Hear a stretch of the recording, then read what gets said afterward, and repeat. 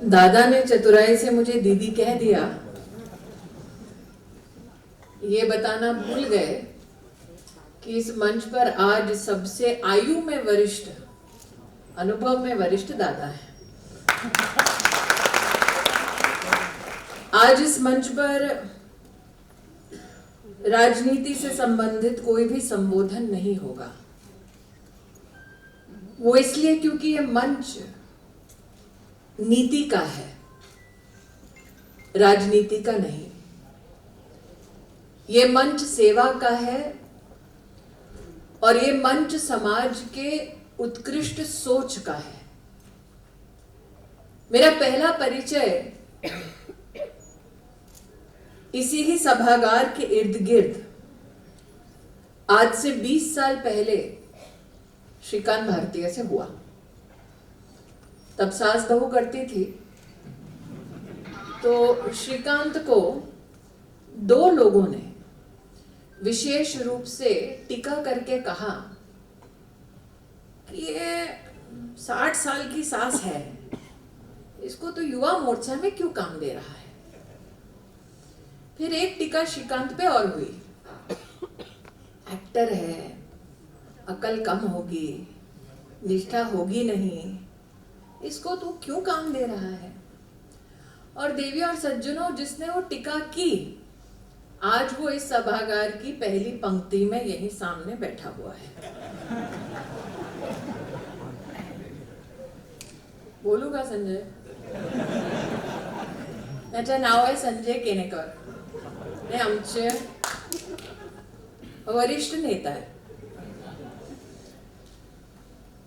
श्रीकांत ने आज से 20 साल पहले, क्या उम्र है मैं बोलूंगी नहीं, श्रीकांत ने उस वक्त कहा कि संजय मौका सबको देना चाहिए, फिर देखते हैं मौका पाने के बाद समाज को सशक्त करने के लिए ताई से कितना हो पाएगा, और जितना हो पाएगा अगर उस अध्ययन में हमसे कोई योगदान हो पाए, चाहे वो संस्कृति के विषय में हो, चाहे वो कला के विषय में हो, चाहे वो राजनीति के विषय में हो, अगर ताई अध्ययनशील रहेगी तो हम मदद करेंगे।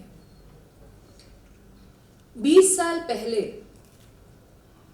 उम्र मेरी तब 27 की थी।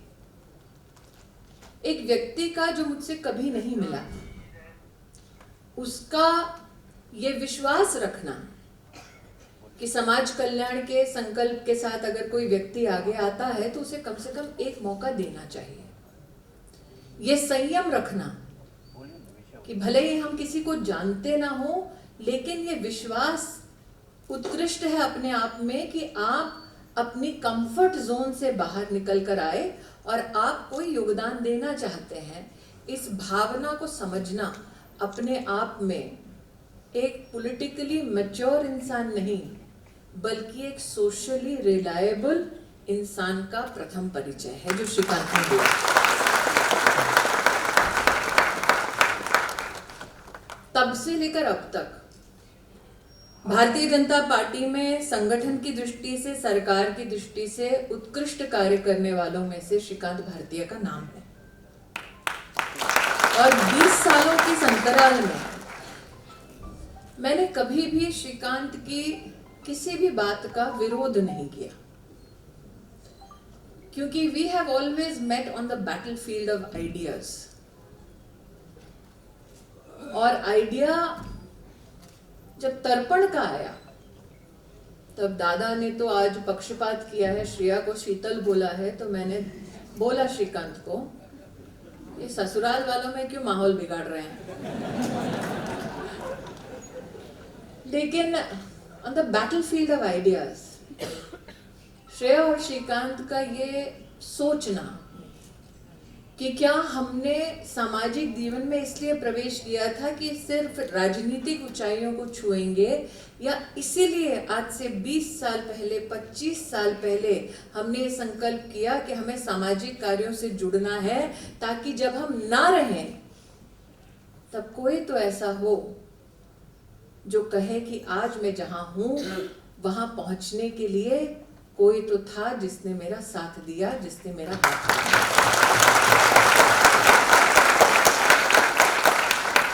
आज तक श्रीकांत का विरोध नहीं किया, आज करती हूं। इस मंच पर मैंने अनाथ शब्द सुना। जिस धरती को हम जननी कहते हैं, जब तक उस धरती को जननी कहते हैं तब तक उस पुण्य धरती पर विद्यमान कोई भी व्यक्ति अनाथ नहीं हो सकता। जब तक ये मां है श्रीकांत, तब तक माता पिता होने के बावजूद हम धन्य हैं, और जिनके परिवार में ये चुनौती है वो भी किसी रूप में अनाथ नहीं है। और इसका सबसे बड़ा प्रतीक ये है जो आज दादा पाटिल ने कहा कि जब उन्होंने चिंता की कि श्रीकांत तर्पण को आगे ले जाने के लिए क्या व्यवस्थाओं की कोई चुनौती है, तो श्रीकांत ने पलटकर बोला नहीं, जब उत्कृष्ट काम करना हो, जब समाज कल्याण के संकल्प के साथ किसी की मदद करनी हो, तो भारत का ये स्वभाव है, भारत का ये संस्कार है कि कोई भी अकेला नहीं छोड़ा जाता। सब साथ मिलकर एक व्यक्ति, एक समुदाय की सेवा के लिए अपने आप को उपस्थित करते हैं।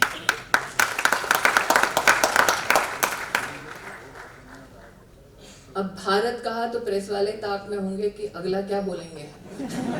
हाँ, मुस्कुरा रहे हैं कैमरा के पीछे। तो अगर आपको कैमरा तानना है किसी पे, तो ना मुझ पे तानिए, ना श्रीकांत पे, ना दादा पे, वो जो कोने में अशोक जी बैठे हैं ना, उनको देखिए। सनातन धर्म का मंदिरों के साथ क्या परिचय है, क्या संस्कार है, क्या भावना है, आज इस मंच पर अगर किसी के पास ये जिम्मेदारी है तो वो अशोक जी के पास। तो मेरे लिए तो आज सौभाग्य की बात है कि भले ही मुझे यहाँ 10 मिनट के लिए दिल्ली से आना है और यहाँ से दंतेवाड़ा जाना है, लेकिन ये मंच किसी पुण्य मंच से कम नहीं। इस पर धर्म है, इस पर आस्था है, इस पर मानवता है, और समाज का श्रेष्ठ परिचय इस मंच के माध्यम से हम सबके सामने प्रस्तुत होता है।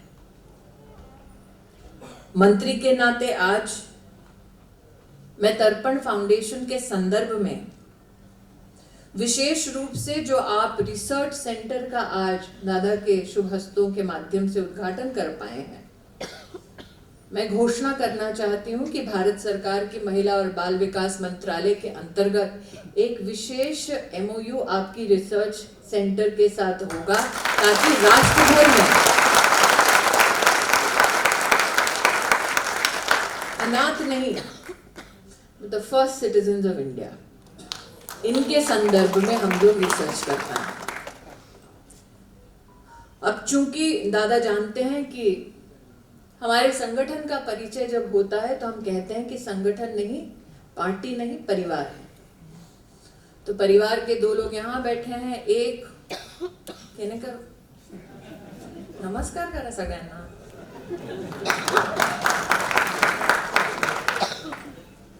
तो मैं केनेकर की ओर से और अपनी ओर से घोषणा करती हूँ,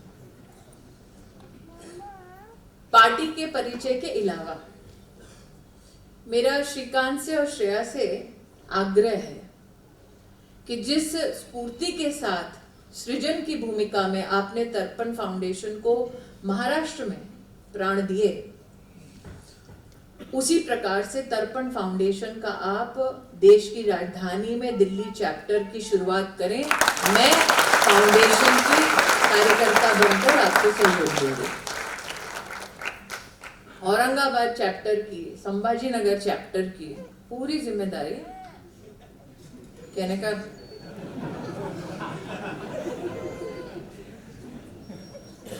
20 साल बाद जिनको मुझ पर थोड़ा बहुत सा डाउट था, वो प्रायश्चित तो इसी प्रकार से करेंगे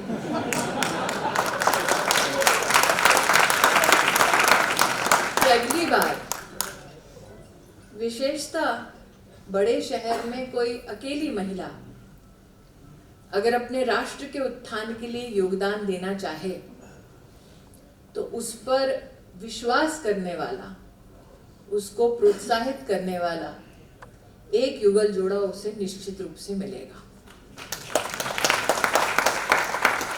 मुझे इस बात की खुशी है कि आज जिसको स्मार्टफोन मिला, डिवाइस मिला, लैपटॉप मिला,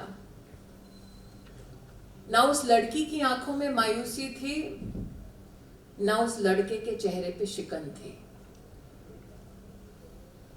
इस मंच से ऐसे लोगों के बारे में भाषण देना बहुत आसान है, इनकी मदद करना थोड़ा सा मुश्किल, लेकिन इनका जीवन जीना अपने आप में एक चुनौती है।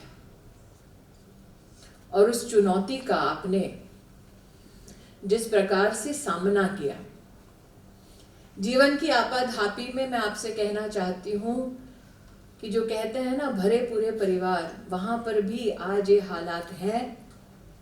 ये बूढ़े माँ बाप की बात सुनने के लिए औलाद तो है, लेकिन औलाद के पास वक्त नहीं है। औलाद के पास माँ बाप तो हैं, लेकिन माँ बाप के पास बैठकर चर्चा करने की इच्छा नहीं है। तो श्रीकांत जी और श्रेया जी, आपने ये कार्यक्रम मात्र इनके लिए नहीं किया, बल्कि समाज के हर उस परिवार के लिए किया है जिनके घरों में शाम को घुसते वक्त माँ पिता से बात करने से पहले टीवी का मुंह देखा जाता है।